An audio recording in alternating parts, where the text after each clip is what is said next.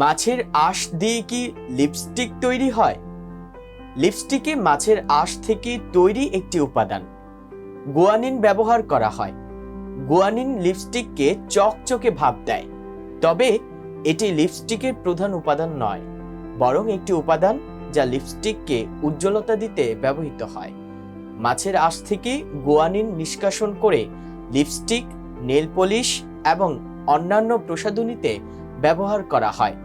এটি লিপস্টিককে মুক্তার মতো চকচকে ভাব এনে দেয়।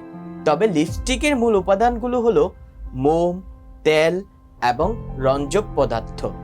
বিভিন্ন ধরনের মাছের আঁশ যেমন রুই, কাতলা এবং ইলিশ মাছের আঁশ এই কাজে ব্যবহৃত হয়। সুতরাং মাছের আঁশ লিপস্টিকের একটি গুরুত্বপূর্ণ উপাদান, তবে এটি প্রধান উপাদান নয়।